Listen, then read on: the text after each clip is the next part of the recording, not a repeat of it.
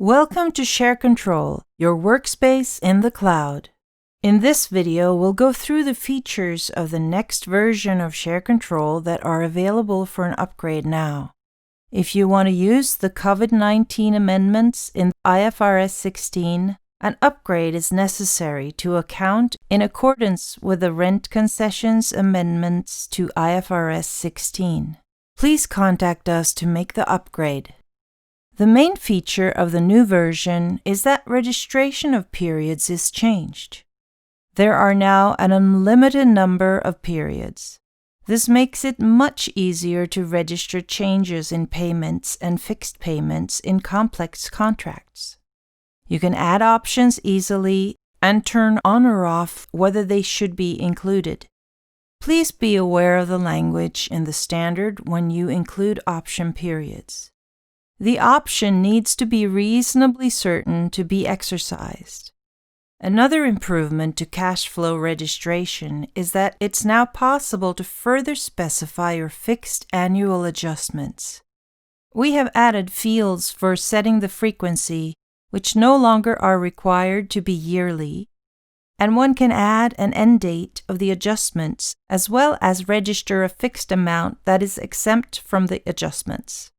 For those who have negotiated change in lease payment as a result of COVID-19 concessions, use the period function in the changelog and register the changes fixed payments for the periods and write COVID-19 in the change comment. We do recommend copying the first period and make changes so the information about the historic payments are readily available. Please also see our separate guidance on IFRS 16 and COVID-19 for a detailed description. It's now possible to specify the depreciation dates separate from the dates of the lease payment. This can be useful for stopping depreciation in a period and start again for contracts that are impaired or set depreciation period differently under a construction period. Please note that for most lease contracts, the depreciation will be equal to the lease term, so do not use this functionality unless your contract falls under the exceptions to IFRS 16. Sublease. You can now enter sublease arrangements if these agreements fulfill the offset requirements in IFRS 16. This is a functionality that is available in the Pro version.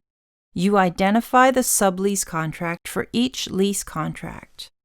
The ROU asset will be eliminated and replaced with a lease receivable, and loss of the lease contract and gain on the sublease will be shown separately and should be netted. The loss of the lease contract must be calculated manually by the user because it's almost impossible to create a generic solution that satisfies every lease. Settings menu. In the calculation template, you'll now find a new settings menu. We will go through the different options. Hide warnings to hide the warning summary. This is useful if you have checked all warnings and have concluded that the leases are registered correctly. Hide errors for non-IFRS 16 leases, like short-term leases or low-value assets that have been included in the system. Currency settings.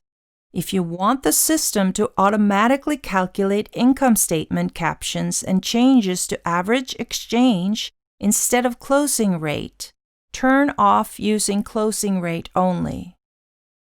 It's also possible to specify your currency source. We currently only have two built-in choices, but if you're interested in adding your own currency source, then contact us and we'll see whether it's possible or not. Pro forma calculation. Turn on this feature to get pro forma figures in a period before the acquisition date of leases acquired through a business combination. Short-term liability. We support two separate definitions for the short-term liability.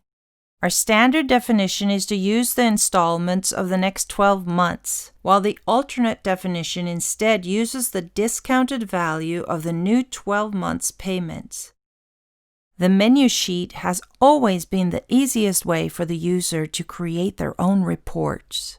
There have always been over 100 different options, but it has not been apparent what they are. We have therefore added a separate menu that appears when a header cell is selected and the user presses Control Space. This menu is both searchable and includes information on what the results represents. Therefore, you can also use this to check what numbers a header represents by searching for it in this menu. The calculation model now has better integration with non-standard share control metadata, and it's possible to both look these up on the menu sheet as well as use them as filters. Administration. We have improved the administrative aspect of lease and change registration by adding a cutoff date to the share control settings menu. By setting this date, the administrator will be able to restrict its users from making changes that will affect results in accounting periods that have been closed.